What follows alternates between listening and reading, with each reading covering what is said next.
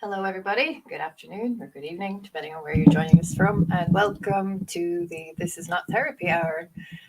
My name is Marie. I'm an executive functioning coach with Effective Artistry, and I'm joined, as always, by Brandon Tessers, LCPC.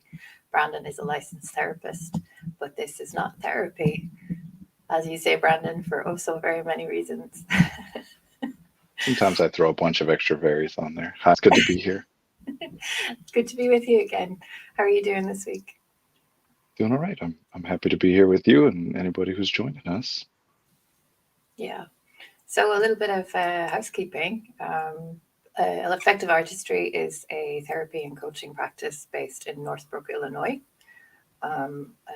There's a number of licensed therapists who can offer services to clients anywhere within the state of Illinois, and also a number of executive functioning coaches who can provide coaching services to people all around the world, as long as you have an internet connection.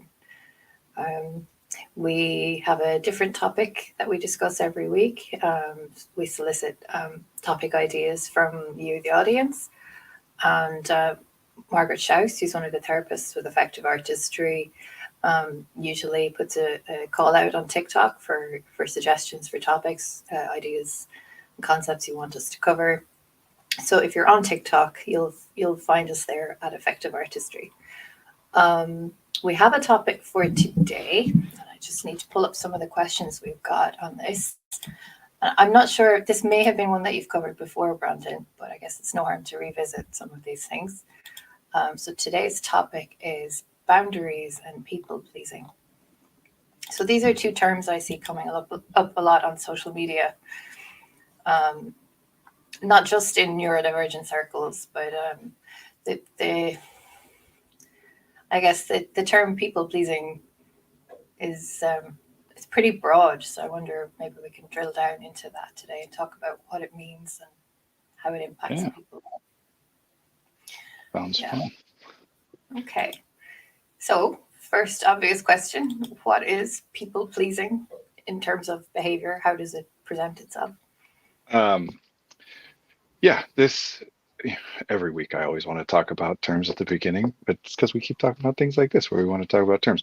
People pleasing, obviously, as everything means different things to different people. Whatever people use it to mean is what it means for that person in that context. We are going to talk about how we find it most useful to be used. We'll also probably talk about it in terms of what we find it to most commonly kind of be used to mean, or at least some categories that are common. But by the very like basic fundamental nature of it, it just means doing things that please other people. Usually that's not something we're going to be talking about like on that basic level because, and I think it's kind of important for people to know that is the default human pattern of behavior, that Right. the human species biologically in our genes, in our instincts, through evolutionary processes, we are an incredibly biddable species. We are very cooperative. We want to, by default, kind of do whatever it is that the people around us want us to do. It intrinsically and inherently feels good to feel as though the people around us like us, value us, etc. And it inherently, intrinsically, and inevitably feels bad when we feel as though those people are not happy with us, especially when we feel as though, so sometimes we'll talk about like there's positive, right? That they like us. There's neutral, they neither like nor dislike us. And there's negative, that they dislike us, that they actively would like to be away from us or cause us harm or whatever. Um, so that's just how we are. And I know that's like kind of counter to a very common narrative of like man is a savage beast and et cetera, et cetera. But have you ever met a baby? Like, no, they're not savage beasts. It is really, it's biological. One of the things that makes us who we are as a species is that we have massive brains based against the like proportion of our body weight, right? Like elephants and whales have bigger brains, but as proportionate, which also means that gestation and birth, blah blah blah. In order, at a certain point in evolution, in order for our brains to be able to continue to grow and the heads therefore to be able to continue to grow to hold them and protect them, humans are born before they're done cooking, I Yeah. guess you could say, right? Like other animals will be born walking right away or ready to hunt or whatever right away. Humans are completely incapable of when they're being born. In fact, it's so much like right up to the wire that if babies are born 2 weeks, 3, 4 weeks, sometimes even a few days before that like 40-week gestation period, their lungs still don't function yet.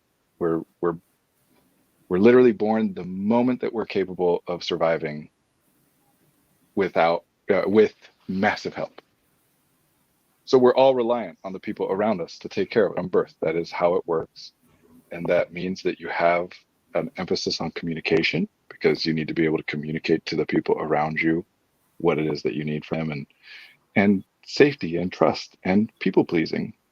You want the people who are taking care of you to want to continue to take care of you. If they don't, you don't survive. Yeah. So it's fundamental. I do think all that's important to say, even though it's not necessarily what we're talking about with people pleasing. Because when we're talking about people pleasing, usually at this point is when people have pathologized whatever it is that they're doing. They're saying that I do things in order to please other people that are bad for me to do for one reason or another. I prioritize pleasing other people over some other thing that I think I should prioritize most highly. Typically, most commonly, things that are good for us, right? That I'll do something to make someone else happy, even though I don't like it and it causes me problems. Right. One like little side note, and how we're going to talk about it today is, like we just said, making other people like you is a fundamental part of being human. That's not an invalid reason to do a thing. If you're ever doing something to please somebody else, even though you don't like it, it causes you harm or whatever, it just means that you have identified that it is more beneficial for you, whether that's because of enjoyment or, safety or whatever. It's more beneficial for you to make that person happy with you than it is to do whatever other thing you're doing, or avoid doing whatever thing you're doing. And we're wrong about that all the time. And sometimes we're right about it and it sucks, right? Like it's an abuser, and it is actually important to please them or they will harm us, but we shouldn't have to be in a situation. We want to try and find a way out of it. All right. But I want to be careful with this term, because like many, many terms, it takes all of the responsibility, all of the onus off of anybody else and makes it about me. I'm a people pleaser, not you are making me feel unsafe, and therefore I feel as though I have to please you. I'm a people pleaser. It's me. And these are patterns of behavior, so it's worth looking at that element. But don't make it all about a person. Don't make it all about your own individual makeup or personality or whatever. Yeah, because then the onus is on you to fix it. Right. It prevents you in a real way, not just on an analytical level of saying, oh, what's fair or who should have to change, but in a like moment to moment, as far as executive functioning is concerned, allocation of resources. If I've identified that the problem is me, then it is not very high priority for my brain to allocate any attention or working memory or long-term memory to anything about other people's behavior, because that's irrelevant to the problem. But in a very like pragmatic, functional way, it stops you from getting data that could theoretically help you to solve whatever problem it is you're experiencing, because you only look at the stuff in yourself. Which, by the way, you could call a people-pleasing move, right? Like that, even my people-pleasing isn't your fault, it's me, I'll take care of it. Right. Is there a gendered aspect to this kind of behavior, or is it? I don't have data on this, but I would assume. People? I mean, here's what we can say logically, right? Because I don't have data on this. I don't know how, like in the research, I don't know how it would even be defined. I'm sure people have done it, but I've not looked into any of that. Logical. If someone is engaging in people-pleasing behavior disproportionate to the necessity of it, the utility of it, right? Like someone's got a gun to my head, I'm going to give them my wallet or whatever that they want. We wouldn't call that people-pleasing. We would say that, yes, that is proportionate. So when we're talking about people-pleasing, it means we're identifying that the extent to which you are doing things to please the other person is beyond what seems reasonable or necessary or helpful, that you're going too far in that direction. If that is the case, if you're doing that in any kind of a pattern, right, in more than just certain contexts that follows you, it's logical to then say that you have been shaped by whatever experiences, processes, genetics, whatever, to be somebody who does that. Genetics, we can't really think about except to say if there's a genetic component, then I guess you're more likely to do it if your parents do it, and less likely if they don't. Mhm. But in this particular case, that doesn't really hold up, right? Like we find a lot of abusive parents who are clearly not people pleasing to their children, and children who are very big people pleasers. So it seems unlikely there's a lot of genetics there. So then we look at experiences, and what experiences would be more likely to result in somebody who is overly cautious about people pleasing is people who have been exposed to a lot of harm from other people based on the fact that those other people are displeased with them. Right.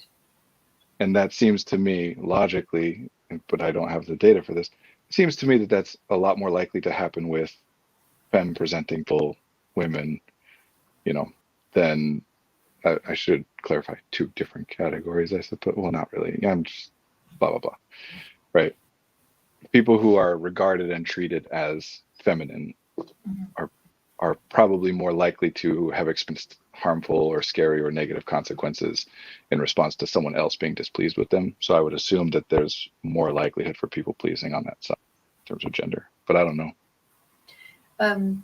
I wonder if it's more common in people who identify as neurodivergent as well because of the fear or rejection sensitivity, fear of social rejection is more pronounced sometimes.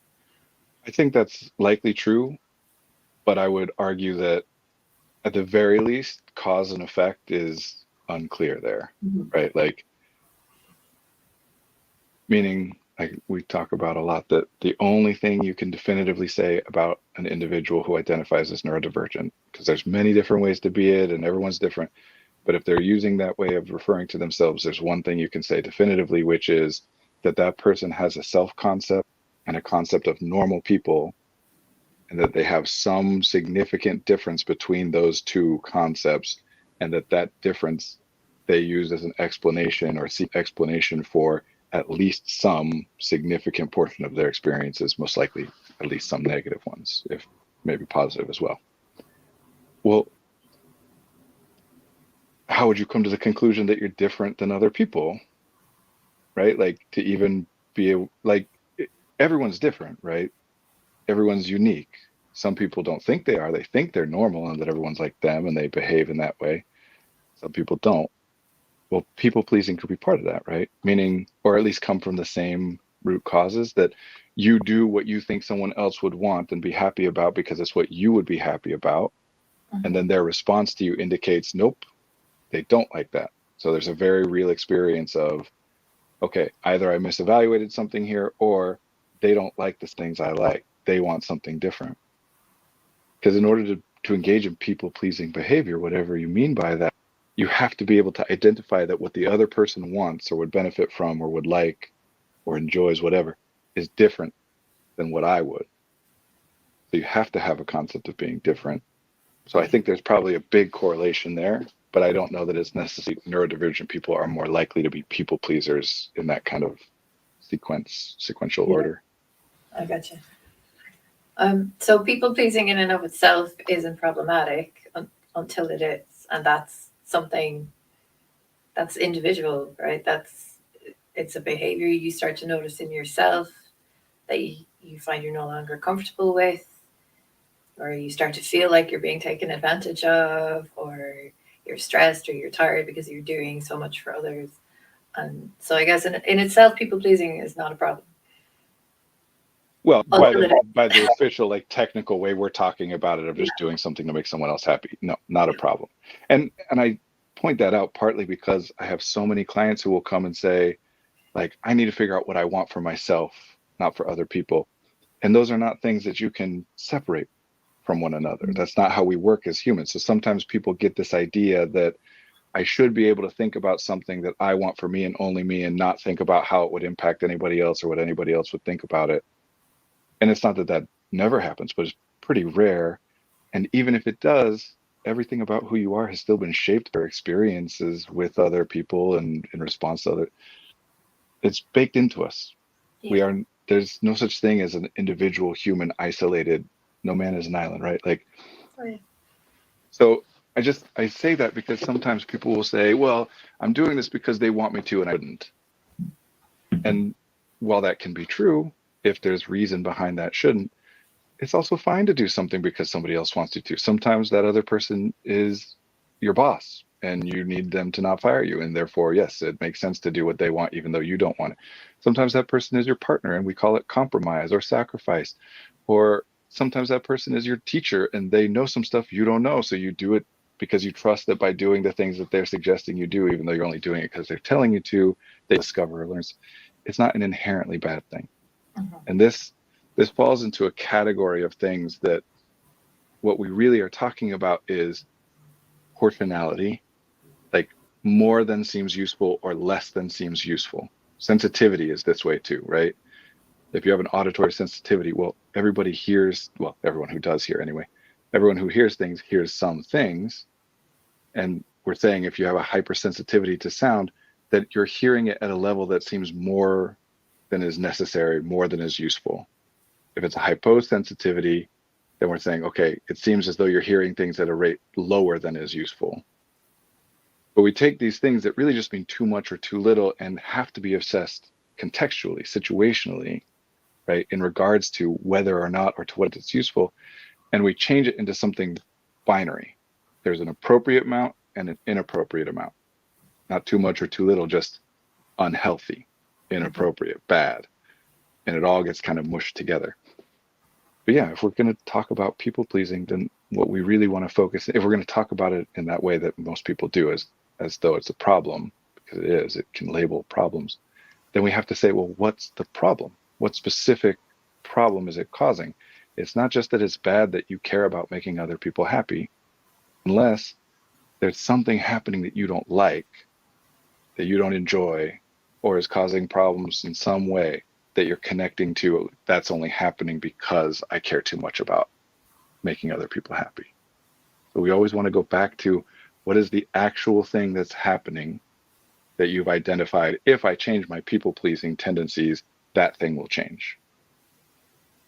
Otherwise, how are you going to know if it's too much or too little or whatever? Mm-hmm. So say you identify a pattern, you identify something that That I repeats. do it more than is useful or necessary, or that I default to it when there would have been other better options had I considered it more, things like that. That's Yeah. usually when we're talking about it, right? Mm-hmm. It's not that other people are taking advantage. It's that maybe you're not communicating that you don't have capacity, or you Well, don't want to communicate that you don't have capacity because you don't want to let somebody down.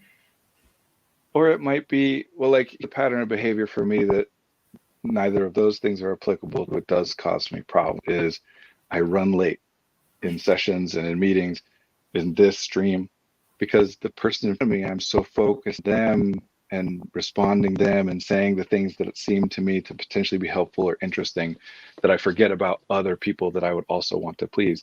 So it's not a matter of capacity and I need boundaries for self-care or whatever. It's a matter of the person in front of me takes more focus than the person that I'm supposed to talk to next.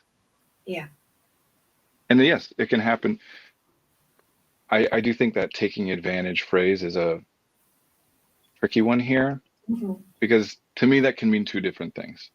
One is a person knows the ways in which you're going to respond to what they're doing and has identified them as useful to them, even though it's harmful to you or inappropriate or whatever, and knowingly engages in still doing the things that make you respond in that way because it's beneficial to them. That's like an active, they're taking advantage. They're making it so that you are likely to respond the way that they're going for. But another way of talking about it is just that the person, who they are and how they behave, just so happens to mesh with me and how I interpret things and how I feel and behave in such a way that I do keep falling into this pattern of overdoing stuff with them. But it's not because they're actively intending to do it.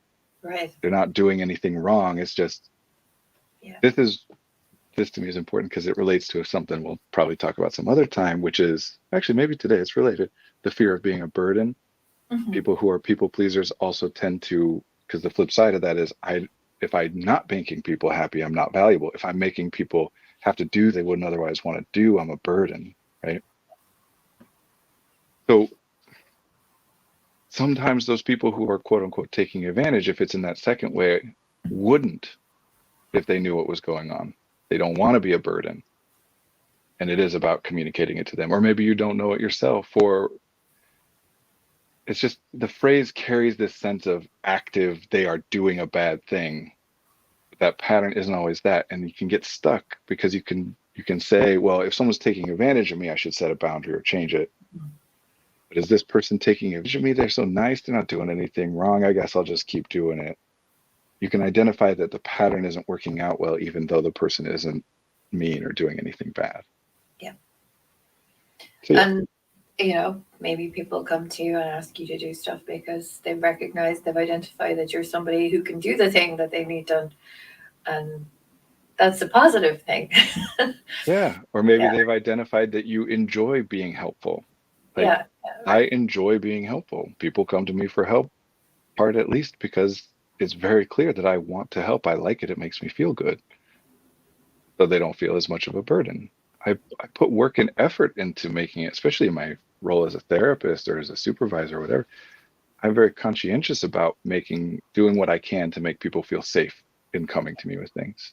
Right. That no matter what you do, no matter what you say, no matter what you're struggling with, whether you feel like it's something that you shouldn't be, or you feel like it's a burden to me or whatever, I would still rather know about it.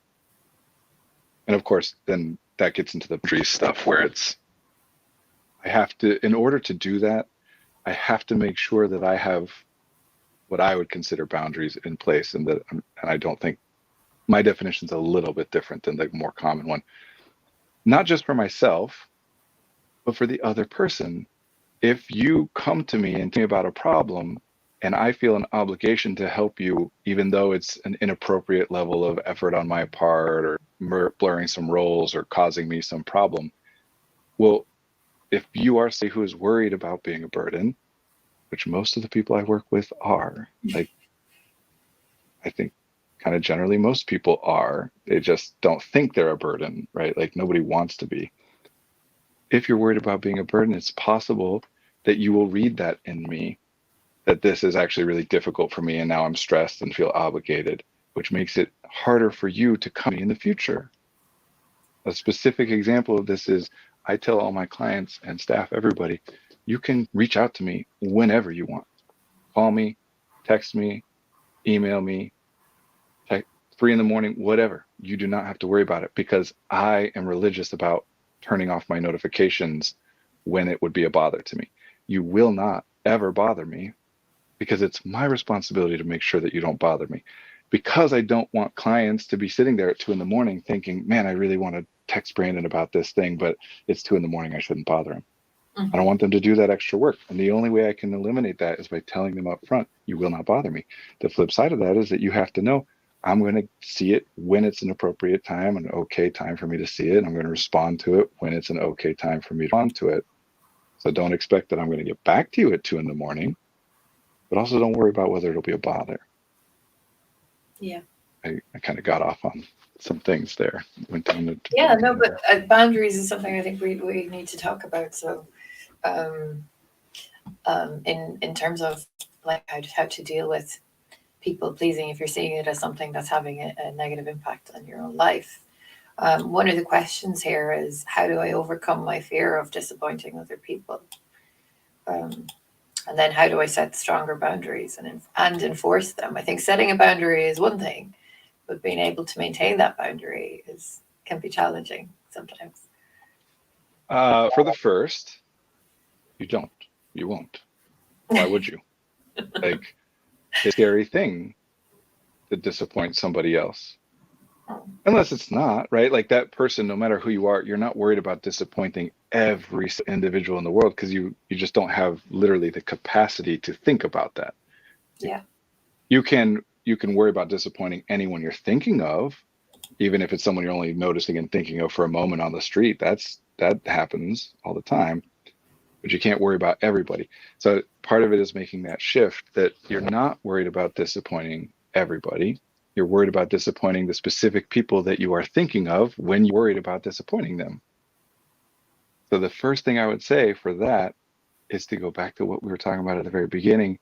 Get rid of this idea that you have a fear of disappointing people that is contained within you as an individual.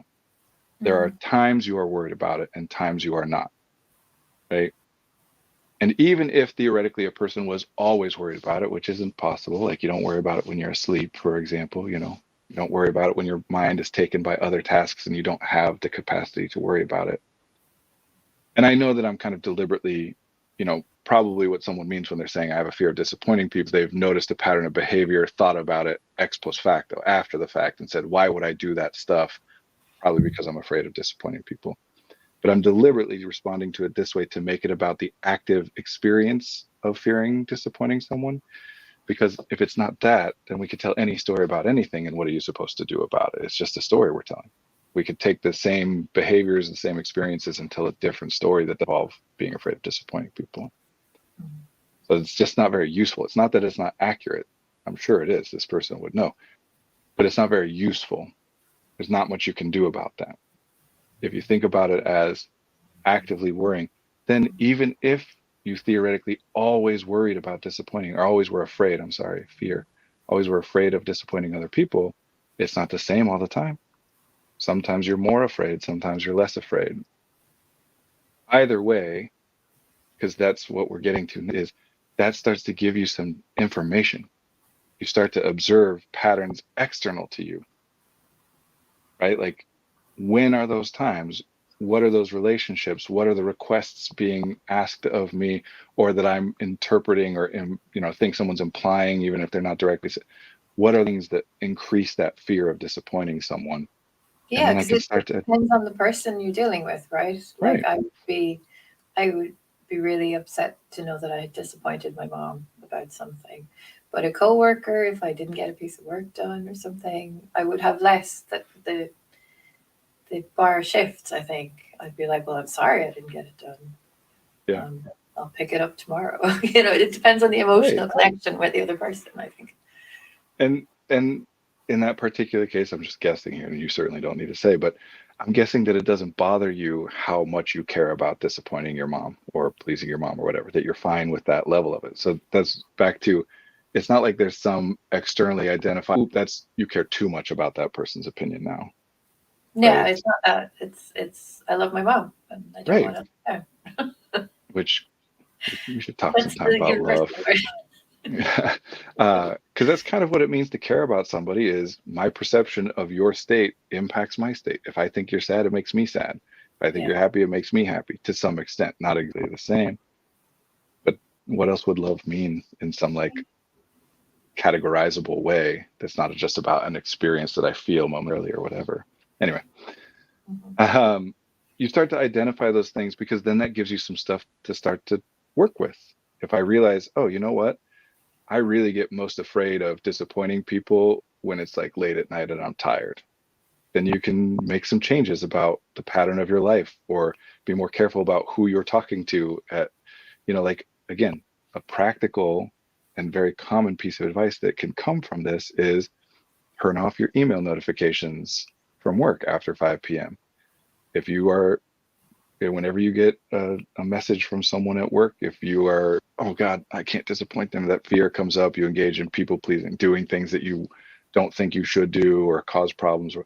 Well, eliminate the trigger then. Just make it so that you can't see what they're saying. But that kind of manipulating the environment, including communicating with other people about your experience and how they impact you and blah, blah, blah, that's only something that you can really do once you've identified the ways in which the environment impacts you and other people impact you. So you start there. Mhm. And then with boundaries, I said I think about it slightly differently than people usually talk about it, because I like to separate it, and maybe other people talk about it this way. I don't know. If so, somebody tell me if you know, because I would like to know. I like to break it down into reactive boundaries and proactive boundaries. Things that you do in response to something and things that you do in advance of something. Most people, when they're talking about boundaries, are talking about what I would call reactive boundaries, meaning I have identified a limit at which, if someone is making a request of me, it is inappropriate, it's too much, I can handle it, they shouldn't be feeling entitled to it, whatever. And when they do, I need to say no, which I would only set that boundary if I usually say yes in those circumstances. And here's the problem with reactive boundaries. Not that they're bad, set them by all means. Just don't think that they're the only kinds of boundaries. The problem is that saying no is difficult. Yeah. Humans want to please each other. And if you're someone who's identifying yourself as a people pleaser, it's even more difficult for you. That's part of what you're saying. Not to mention the fact that anytime you're doing something, anytime anyone is doing something differently, trying a new thing, responding differently, it takes more effort than doing it the way you usually do it. So you're setting for yourself a very difficult task. And what is the context in which you are supposed to engage in that? Usually with reactive boundaries is when you're close to your limit. You're saying, I am so tired, I am so booked, I have done so much that I can't do any. So you're very likely to be very drained or distracted or stressed or whatever, and not really have the resources that you need in that moment to remember that you're supposed to say no, much less actually do it. If it was easy for you to do, you wouldn't have to be consciously setting these boundaries. So they have a very, very high failure rate, very likely to not work. And why is that a problem? Because whose fault is it now? They asked you for something inappropriate and you said yes, but you should have enforced your boundaries. It's not on them, it's on you. Damn it. So I don't try to talk to the other people about what they're doing. I don't go back to them later and say, hey, I know I agreed to this thing, but actually blah, blah, blah. I say, dang it, I failed to set a boundary. Now I have to do the thing. It's a very low chance of success.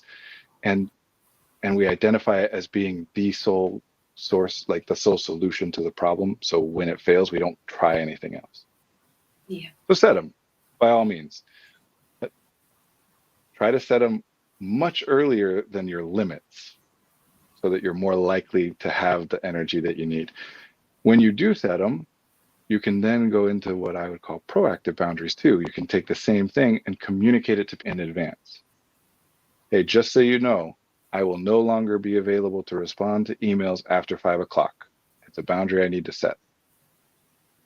Are people still going to email you after 5 o'clock? Yeah, probably. Yeah.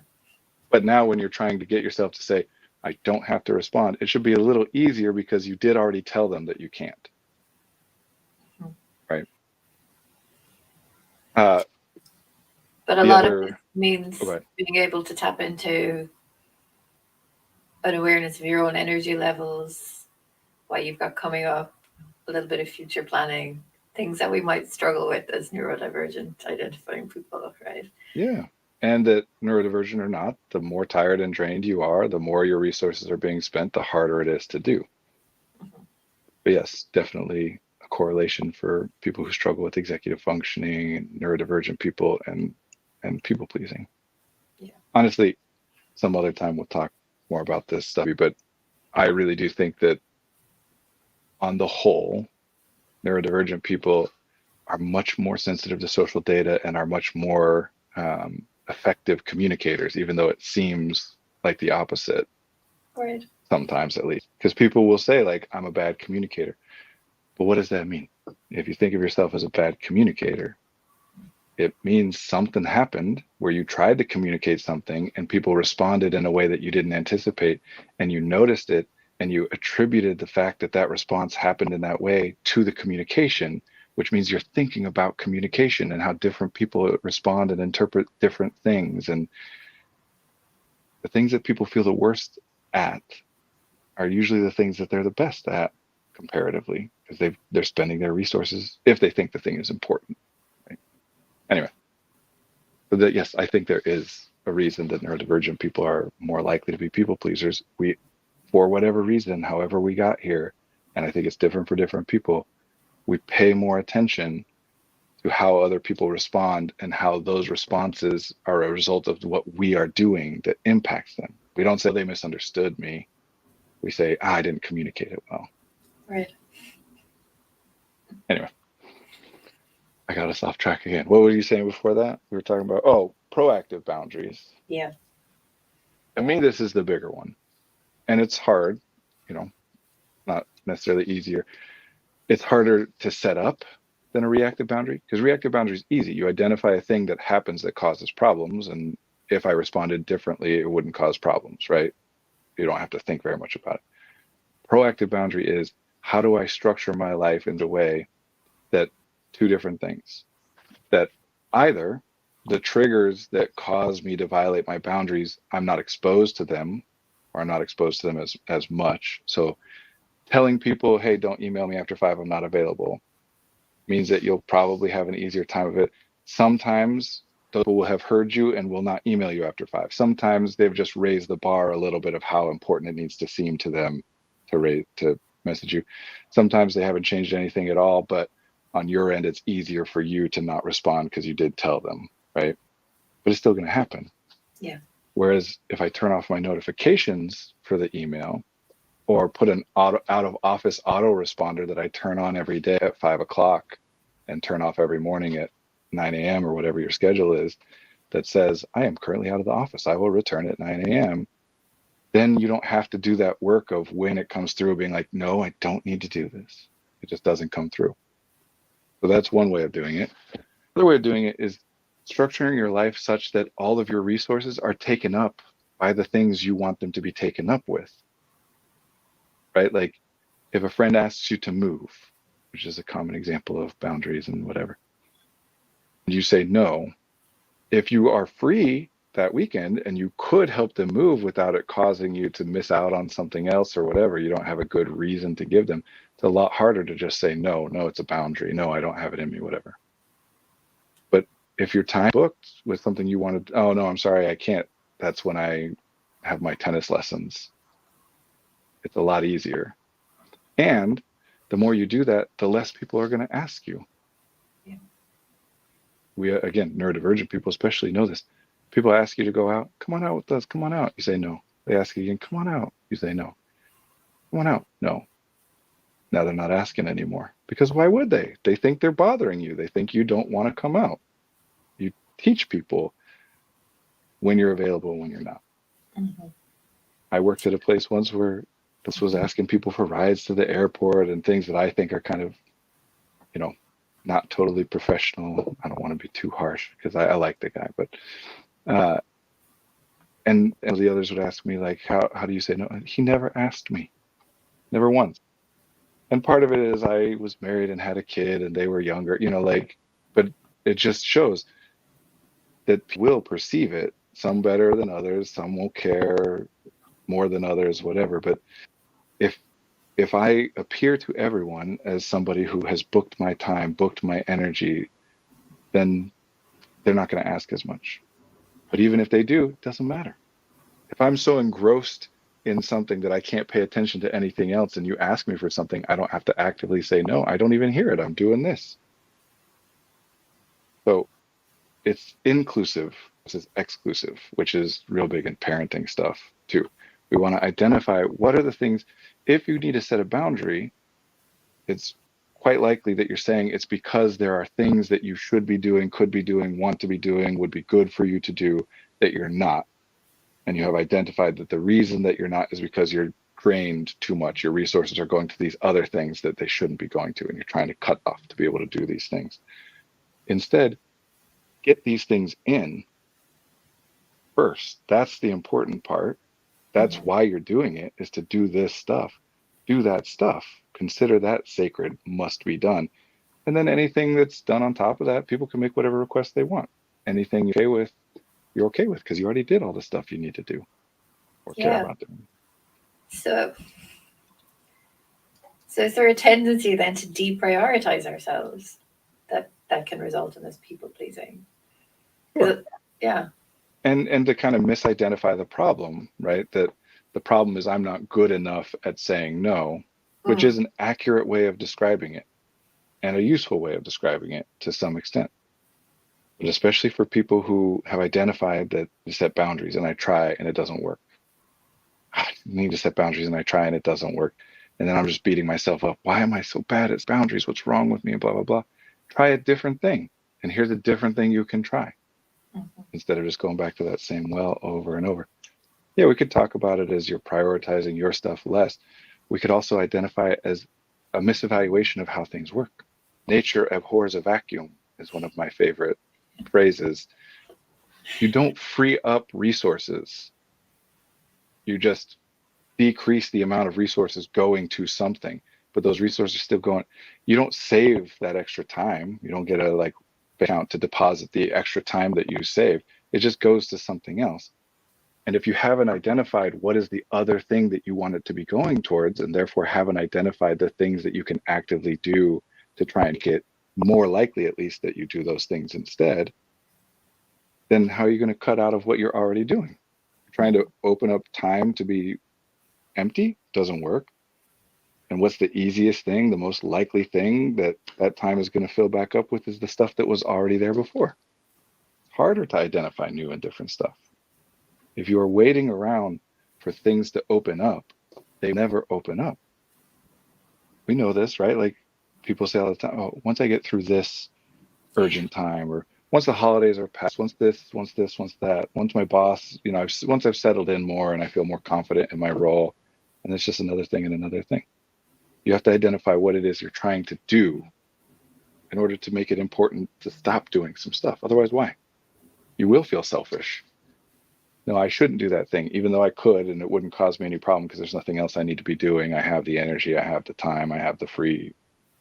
Then yeah, you're going to feel bad. That's how it works. Doesn't mean you should do that thing. It just means you're going to feel bad. Yeah. So I have an issue where I feel like I over explain myself if I don't have time or capacity to do something. And then I feel like I'm making excuses, which I am. I'm giving an explanation, but it starts to feel like making excuses. But I feel like I have to give somebody all of the information, all of the context as to why I can't do something. And something I read recently is no is a complete sentence. And I really like that. I do too. I do too. And let's acknowledge, because sometimes that just makes people feel bad for saying more Yeah. than no, right? Let's acknowledge that, sure, it is a complete sentence. And sometimes we say second sentences, right? Like, because the context is different. Sometimes it is fine that I want to say, hey, let me explain to you Mhm. why I'm not going to do this thing or can't do this thing. Your over explanations, I think there are some obviously problems there because you've identified it as a problem, and we can talk about some things that can be done. But same with all this stuff, anything that's going to work has to identify what the problem is first. If we've misidentified the problem as I'm too much of a people pleaser and has nothing to do with anybody else or anything else, then what strategy am I going to come up with that's going to actually do anything? I'm ignoring all that data. It's unlikely. It can happen, but it's very unlikely. Same here. If you just think you over explain, no, it is worth giving people more reasoning than just no sometimes. So maybe the problem is that you're struggling to identify when it's worth doing more and when it's not. And you're just responding to everything as though it's a time where you need to give explanation, which wouldn't right there, just that way of saying it, open up different things to do to practice identifying when it's necessary, when it's not, instead of just shifting yourself to, well, I always do it and now I should never do it. No, I just say no. Again, that's going to feel bad because it feels bad for a reason. Yeah. It can cause problems. People can read it as curt or rude or dismissive and then like you less and hate you more and cause harm to you. And it can cause problems. There's nothing wrong with that. So work on identifying what it's worth doing. And then if you're doing that and you still find afterwards, because my bet is if you, as you go on that and improve that, that automatically your responses will shift. You won't have to do anything actively, right? Like if it's in my case, if it's my wife, I don't need to write more than no. I'm safe, right? Like I'm not worried she's going to bite my head off for saying no. And if she does have a problem, I trust that she'll come back to me and tell me that she needs more explanation and I can give it to her as necessary. I don't have to guess how much she would want. If it's my boss, depending on the relationship with my boss, then I might want to just say, okay, it would cause me a problem, or at least could, if they think that I'm saying no for no reason. And I don't trust that they would tell me if they don't like what I'm doing, right? Like, because if I do that, if I just say no and I trust them to say, can you explain to me why? Then I can explain. If I'm explaining in advance, it's because I don't trust them scientists come to me and tell me that they want to know why. It means I'm Yeah. worried that they'll think that I'm a jerk and not give me the opportunity to explain. Mhm. So automatically, I think, as you start to identify how safe am I with the person, how much do I trust them to let me know if they want some reasoning, and so on and so forth, then I think how much you do will automatically shift. But if it doesn't, then at least that point you again still have more data. When there are times where I find myself over explaining more than other times, how do I deal with that? Including something I've done in the past, which is learning to get comfortable with just saying, because what actually causes me problems in written communication more than anything else is when I try to be brief, as is probably self-evident to anybody here. I like nuance. It's important to me to acknowledge there are different things going on, and I have a hard time with just shortening to something that I know could be interpreted to mean what I mean, but I also could be interpreted to mean something else that makes me nervous. Yeah. So it's actually much faster for me to write longer messages than shorter ones. And when I get stuck, it's usually because I'm trying to shorten everything down, and it's really hard because I can't stop thinking about how it could be interpreted, which I could clarify with another sentence too long. And so one thing I learned to start doing at a certain point was to just say in the communication. In fact, there's a particular term I learned from a client once called bluff, bottom line up front. It's a military term, apparently, that I write the full on message I want to write. Don't stop myself, edit myself, make myself go, short or whatever. Right where I want to write, give all the reasoning I want to give instead of trying to fight myself. No, I don't need to give that, and that takes more energy for me. Then when I'm done with it, then I say, okay, what's the if they only had the time and attention to read one or two lines, what is that? And then I go to the top of the message and label it bluff, BLUF. Of course, you want to communicate with people about what BLUF means. Before I learned this term for my client, I referred to it as the TLDR up front Yes. Yeah. instead of at the bottom. I identify it, write that. And then either it's somebody I've communicated with in advance and told, hey, if you only want this, that's the point. You only need that. Great. If you need more, all my other thoughts are down below and you can look at it. And if not, I have at times even put in the message, here's the point, and then write it. And here is all my thoughts that, lead to it or things I think might be interesting to you. You're welcome to read it, but you also don't have to. Sometimes I even will put in my message on multiple occasions because of the nature of my work. I communicate with people about neurodiversity and etc. On multiple occasions, I have written lines like, if nothing else, I hope this message itself serves as a good example of neurodivergent communication. That I know I'm talking unusually and et cetera, Yeah. So I you do the same identify. thing. Yeah. Yeah. And I know a lot of ADHD people I know really appreciate if you put the bottom line up front. I'd never heard that phrase before, but yeah, the TLDR one is one that comes up a lot. It's I do actually, another thing where I put bullet points in and give a one line summary in bold and then elaborate in paragraph below the one line summary. that's great in terms of, does it help other people to process the information? Because for some people, at least, if Yeah. not most or all people, yes, it's easier if things are separate. That's why we use paragraph punctuation and whatever. But in terms of people pleasing, that's a thing that probably takes more effort on your part to make the information more accessible for them. So a good thing though, if you're trying to communicate with people who struggle to, read long messages and whatever, not an answer to people pleasing though. No, no, no. And that's why I like the way I do it, is just for me, it's easier that way. For other people, it's easier to just say a brief thing and they force themselves to add the extra. And it's about learning not to, or adding brief statements like, I can explain in more detail if you have questions or whatever, stuff like that. Yeah. I'm happy to talk about this further if you'd like, blah, blah, blah. Let me know if you have questions, whatever. Yeah. Yeah, you're Yeah. putting the ball back in the other person's court, so then they Yeah. get to make the decision. Yeah. Written communication in particular is a real problem here because, especially for neurodivergent people, because again, what do we know about neurodivergent people? That they are aware that different people will respond to the same thing in different ways. Different people will see the same thing and consider it to be something different than one another, right? Mhm. which means that communication is nerve-wracking, because even if feel as though we're saying what we mean to say, we also know someone might interpret it differently.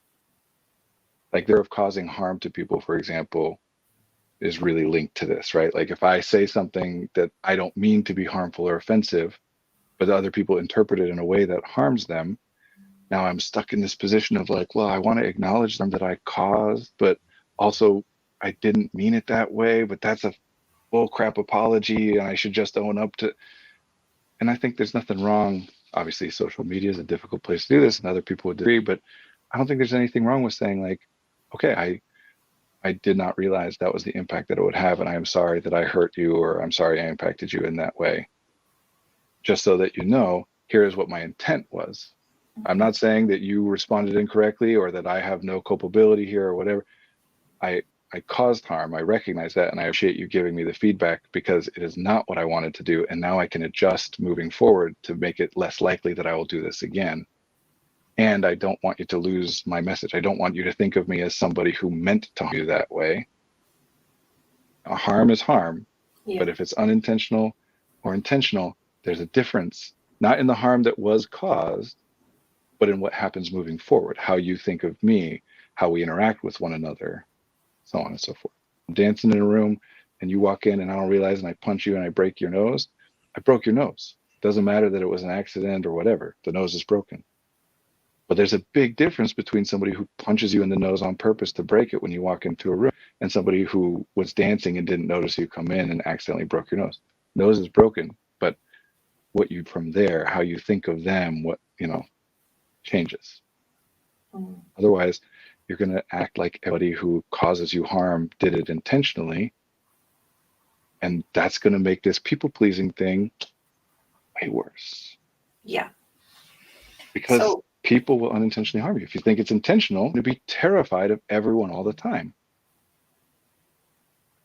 And they're going to then respond to that by either not being exposed to people as much as possible, insulating yourself from the potential for them to harm you, or trying to guess, because again, this is a neurodivergent thing, right? Trying to guess, times in the past I've been wrong. I thought that what I said wouldn't cause the other person to want to harm me or think less of me, but it did. So I better safe than sorry. I'm going to overdo it this time rather than underdo it. And then I'll overdo it more and overdo it. And every time it happens, I just add more and more and more. Back to your excuses thing, am I giving an explanation or excuse? I challenge anybody to define excuse versus reason versus explanation in any way, like categorically differentiate those things in any way that does not rely on the point of view of the speaker. If I think your reason isn't a good and valid one, it's not a good enough reason, then I'll call it an excuse. If I think it's a good enough one, I'll say it's a reason or an explanation. But is there something you could point to that makes it wrong definitively for me to call it an excuse when I think it's not valid and a reason when it is? It's just, if someone can, that's why I issue the challenge. If someone can I love categorical definitions. Please tell me how you have defined it to identify without relying on the speaker point of view. Yeah. I'm running on and on. What you were going to say something. So one other question here. So say you've become more comfortable setting boundaries, and most people are adjusting to these boundaries and respecting them. What happens when you come up against a situation where you set the boundary, but somebody keeps ignoring it or overstepping the line? Meaning that they continue to make requests of you? Yeah, continue to disregard whatever. So that you're continuing to have to reactively say stop or no. Yeah. I think there's a tendency to say, well, I must be doing, like you said, I've communicated this wrong. I must be getting it wrong. But what if that's not the case? What if it's just... Well, part of the reason that this whole thing happens is because you can never definitively say it's not the case. No matter what words I use and what nonverbal language I use to communicate a boundary to someone, if I'm speaking English and they don't, it's not going to come across, right? that's the whole, when we talk at other times about the faultless miscommunication. It's not that I'm misspeaking, it's not that you're mishearing, it's just the thing I'm attempting to do to get my point across is being interpreted to you by something other than what I'm attempting, and that they're both valid. And it's a really hard question to answer because it depends on the person and the circumstance, right? Like, I would say one kind of more general response to that would be you need to structure your life in such a way that this person has fewer opportunities to violate your boundaries. This is where I would go back to focusing on the proactive more than the reactive.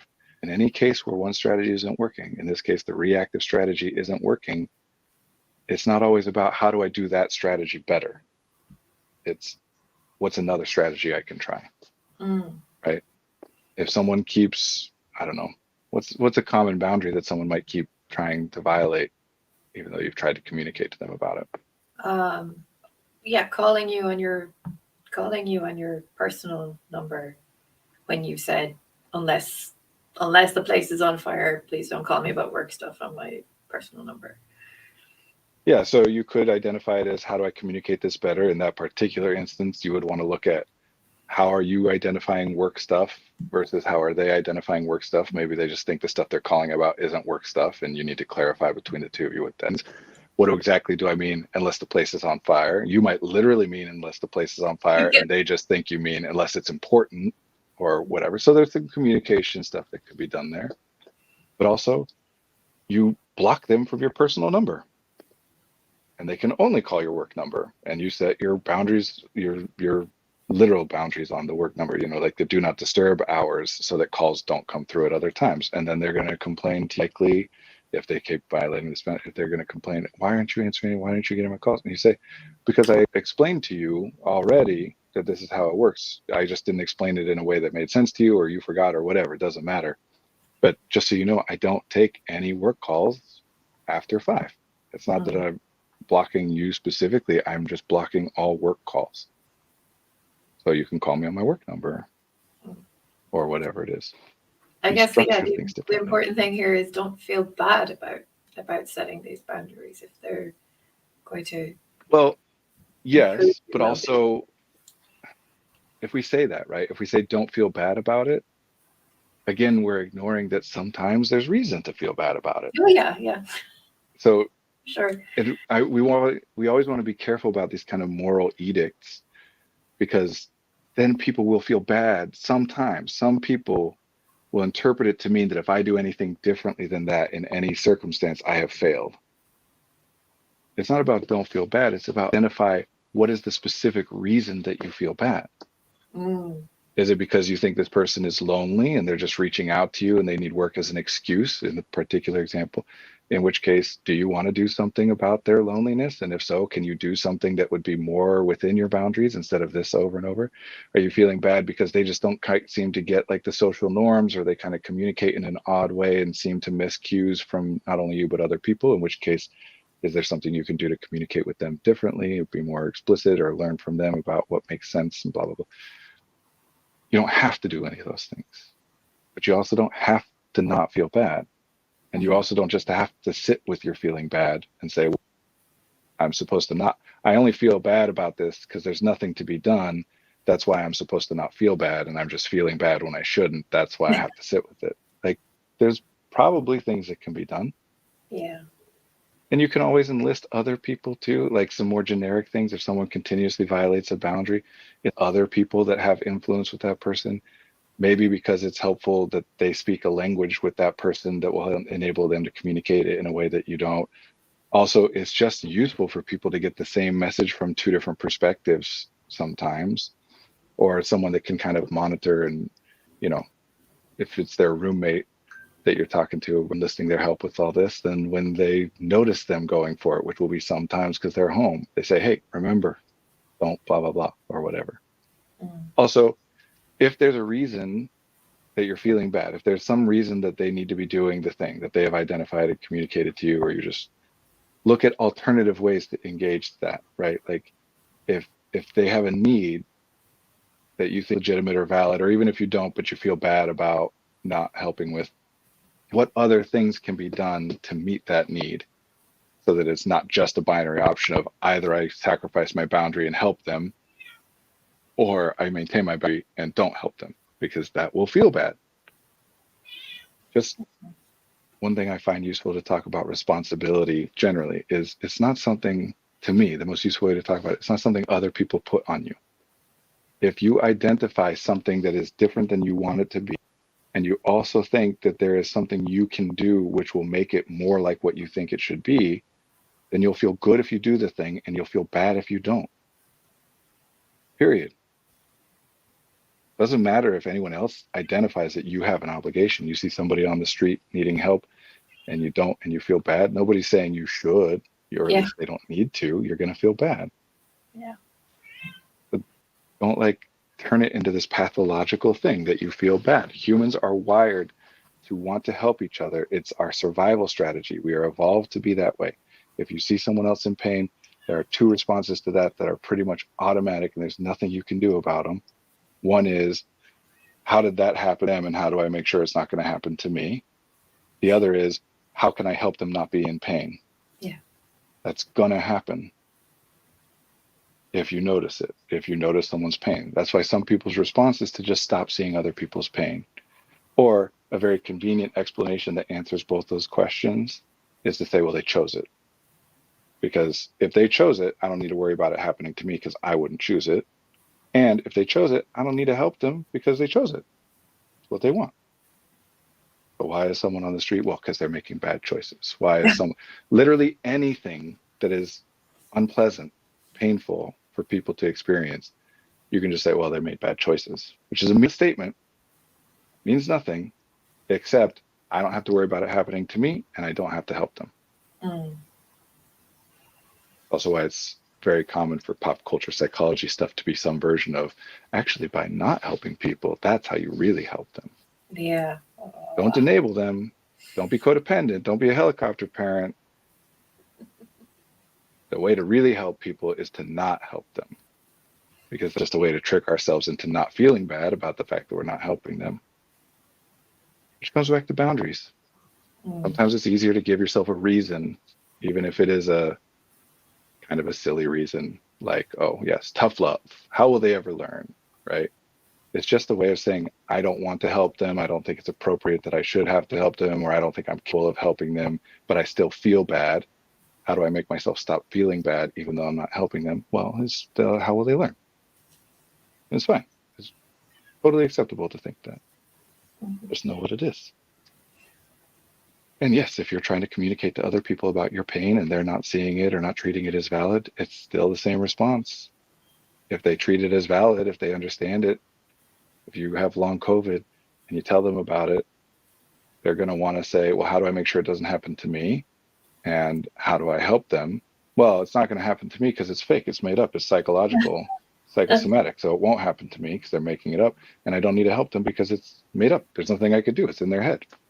All I can do to help them is to tell them it's in their head. And then they do that. And they could feel like they're helping you. Anyway, we're getting off and we're running late. Did we get through like a significant chunk of the questions? I don't even know. We did. Yeah, I think we got through all of them. Yeah. Nice. Oh, well, there was one actually, and it might actually be a whole topic in itself, about people pleasing, but how it interacts with the stress response cycle, and stress-induced chronic illness. So chronic illness is probably something we should talk about at some point. Stress. That would be good. And I totally didn't think about the fact that people pleasing is often talked about in terms of a trauma response. You know, people will say fight, flight, freeze, or fawn. Fawn meaning give people what they want.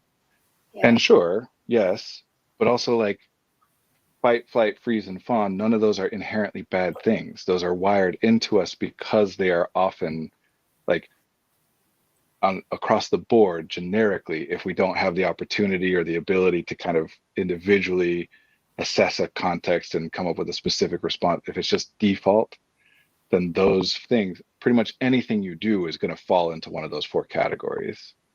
And so it's just a way of identifying it.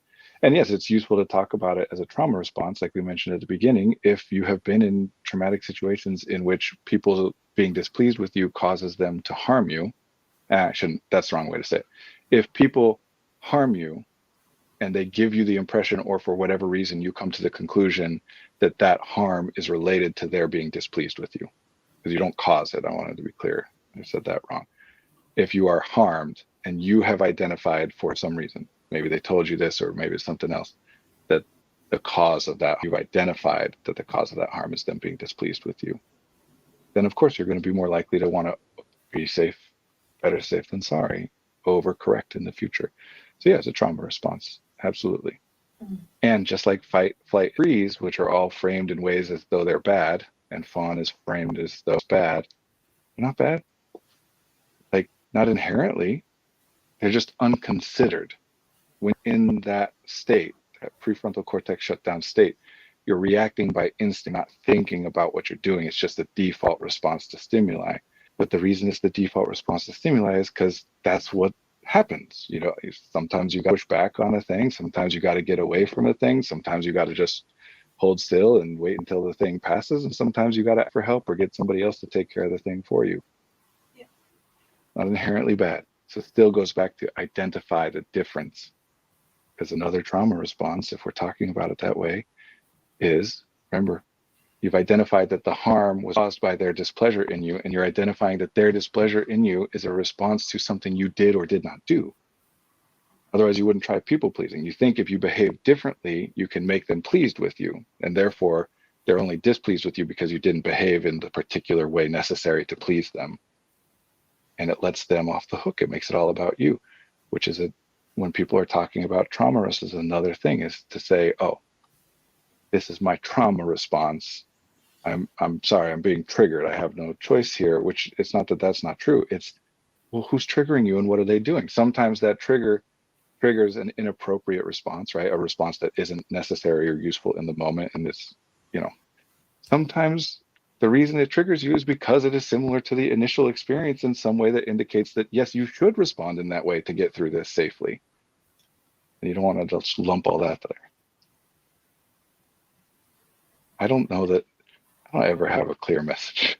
I have a meaningful message. I'm saying things that mean things are important and are practical and but you could never walk away. And I feel bad about this. Like, I feel like you can't walk away from one of these things saying, so basically you're saying this, this, and this. It's like, yeah, no, not, but.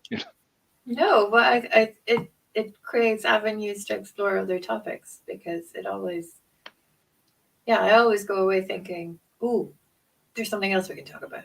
There's something else I want to ask Brandon about. That's kind of like, if I had a central core message that I'm trying to get across, it's more complicated than that. Yes. No matter what you're saying, no matter how you describe it or conceptualize it, it's more complicated than that. My central message is always the way you're talking about it, the way you're thinking about it can be accurate. And there are still other ways to look at it and think about it. The way you're responding to it can be appropriate and useful and acceptable, and there can still be other ways. There's always other ways. So the metric that matters to me is not, is it healthy? Is it appropriate? Whatever. It's, do you like it or not? Does it cause you problems or not? If you like it, it doesn't cause you problems. Why would we bother spending energy trying to come up with someone else? If you don't like it or it causes you problems or both, then I don't care how accurate the way you're looking at it is or how justified it is justified. It is accurate. Other people know their situation with me. If you're thinking about something of yours in some way, it's accurate. Doesn't mean it's useful.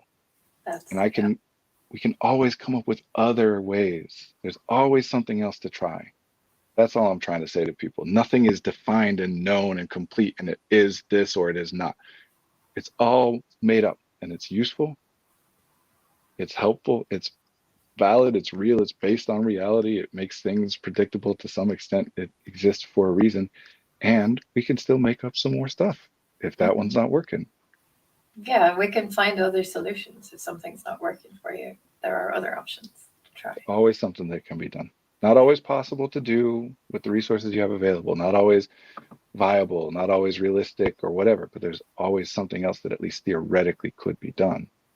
So I don't ever want people to get locked into, well, I either got to do this or that's it. For sure. Anyway. All right. We've gone way over time again. We're not going to have to set a timer or something. That's all right. It's fun to be here with you. Yeah, likewise. Yeah, and thank you to people who've joined us in the chat, and yeah, thanks to Billy, my cat, for joining there at the end. I'm sure you could all hear that. Yeah, Thank you, so everybody. looking forward to seeing you again next week. Take care. Yeah, next week, same time. All right. Bye-bye. Bye, all.